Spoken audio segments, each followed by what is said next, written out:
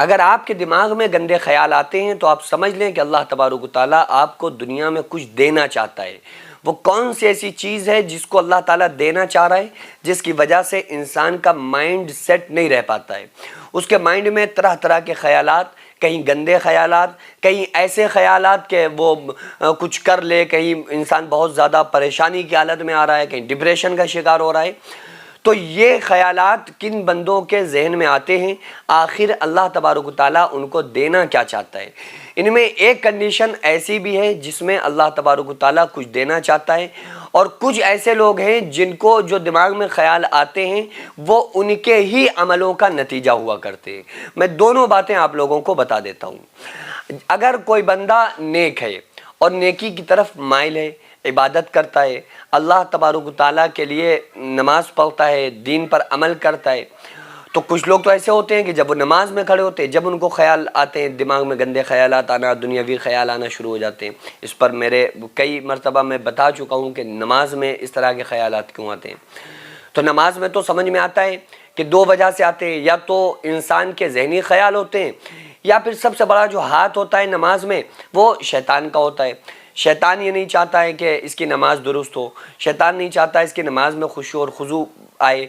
تو اس لیے وہ دماغ میں خیالات ڈالتا رہتا ہے تاکہ نماز میں خلل پیدا کرے اور اس کی نماز مقبولیت کے درجے تک نہ پہنچے۔ تو اس کنڈیشن میں نے ایک ٹرک آپ کو بتائی تھی، ایک ترکیب بتائی تھی کہ آپ نماز کو طویل کرنا شروع کر دیں۔ یعنی شیطان آپ کی نماز خراب کرنا چاہتا ہے، آپ اس نماز کو اور خشوع خضوع کے ساتھ پڑھنا شروع کر دیں۔ اگر زیادہ خیال آ جائے آپ نماز کو دوہرا دیں، تو پھر شیطان بھی کہے گا کہ بھئی ہمارے بہکانے کی وجہ سے یہ تو نماز دوہرا دے رہا ہے، اس کے دل میں نماز کی بہت اہمیت ہے، تو وہ بہکانا چھوڑ دے گا۔ تو لیکن جو ایسے ہی بغیر نماز کے انسان کے دماغ میں خیالات آتے ہیں،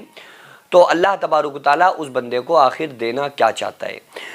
دیکھو، آقا علیہ الصلوۃ والسلام نے ارشاد فرمایا کہ اللہ تبارک و تعالیٰ اگر کوئی بندہ گناہ کے کام کا ارادہ کرتا ہے اور گناہ نہیں کرتا ہے تو اللہ تعالیٰ اس کے گناہ کو نہیں لکھتا۔ یعنی ہمارے دونوں کاندھوں پر فرشتے بیٹھے ہوئے ہیں جو ہمارے کرامن کاتبین، جو ہماری نیکیوں اور بدیوں کو لکھتے ہیں۔ سیدھے کاندھے پر بیٹھا ہوا فرشتہ جو ہماری اچھائیوں کو نوٹ کرتا ہے، لکھتا ہے۔ الٹے کاندھے پہ بیٹھا ہوا فرشتہ جو ہمارے غلط کاموں کو اور ہماری خامیوں کو تحریر کرتا ہے، لکھتا ہے۔ تو اگر کسی بندے نے نیک کام کرنے کا ارادہ کیا کہ ہم نیک کام کریں گے، اور اس نے نیکی کا کام نہیں کر پایا، مثلا انسان نے کام صبح اٹھ کر تہجد پڑھیں گے، سوتے وقت اس نے یہ نیت کی، تو یہ ثواب یہ جو سیدھی طرف سیدھے کاندھے پر بیٹھا ہوا فرشتہ ہوتا ہے یہ نوٹ کر دیتا ہے، تحریر کر دیتا ہے،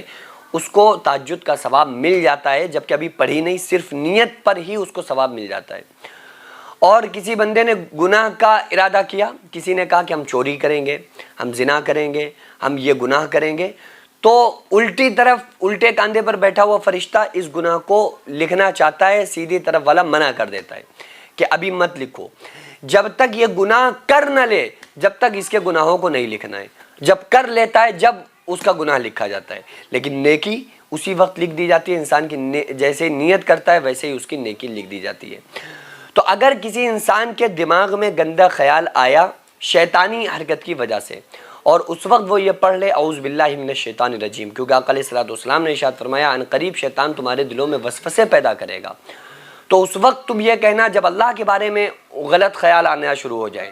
یا کسی طرح کے خیال آئیں، تو اس وقت یہ دعا پڑھنا اعوذ باللہ من الشیطان الرجیم، یعنی پناہ مانگتا ہوں میں اللہ کی شیطان مردود سے۔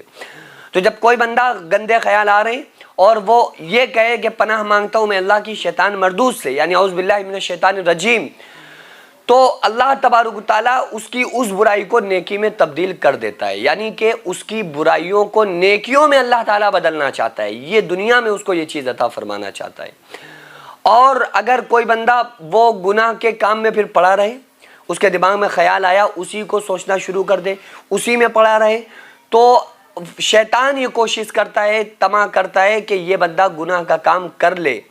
لیکن جو سیدھی طرف بیٹھا ہوا فرشتہ ہوتا ہے اس کو بڑا دکھ ہوتا ہے، یہ سوچتا ہے کہ یہ گناہ کے کام کو نہ کرے، گناہ کے کام کو نہ کرے، اور وہ توبہ کے انتظار میں رہتا ہے، یعنی کہ توبہ کر لے، ادھر سے مائنڈ ہٹا لیں اور ہم اس کے توبہ کرنے کو نوٹ کر دیں، تحریر کر دیں۔ تو آپ یہ سمجھ لیں کہ اگر آپ کے دماغ میں خیال آ رہا ہے، اس کے بعد آپ کو توفیق مل جاتی ہے کہ آپ گناہ کا کام نہیں کرتے ہیں، تو ایک تو وہ گناہ بھی آپ کا نہیں لکھا جاتا ہے جو آپ نے کیا نہیں، اور ارادے کی وجہ سے جب آپ اپنا ارادہ پلٹتے ہیں کہ ہم گناہ نہیں کریں گے تو آپ کی نیکیاں بڑھ جاتی ہیں۔ تو اللہ تبارک و تعالیٰ آپ کے ان خیالات کی وجہ سے جو آپ کو خیال آ رہے ہیں، اس کے بعد آپ اس پر توبہ کر رہے ہیں یا ان گناہ کے کاموں کو نہیں کر رہے ہیں اور آپ پلٹ کے آ رہے ہیں، تو اللہ تبارک و تعالیٰ آپ کے مقام کو، درجے کو بڑا کرنا چاہتا ہے، آپ کو دنیا میں ان نیکیوں سے نوازنا چاہتا ہے جو آپ کو توبہ کی برکت کی وجہ سے حاصل ہوتی ہیں۔ جو مدرسہ آپ دیکھ رہے ہیں یہ لیڈیز مدرسہ ہے، جس کی زمین کو میں نے اپنا کھیت بیچ کر جس کو خریدا اور 1 منزل تک بنانے کا فی الحال ارادہ ہے، انشاءاللہ بنا لوں گا، لیکن اس کے بعد اس میں کروڑوں روپے کا خرچ ہے۔ آپ لوگوں سے گزارش ہے زیادہ سے زیادہ اس میں تعاون کریں، اللہ تبارک و تعالیٰ اس کا اجر آپ کو 70 گنا آخرت میں، 10 گنا دنیا میں، اور مرنے کے بعد قیامت تک اللہ تعالیٰ اس کا ثواب آپ کو عطا فرمائے گا۔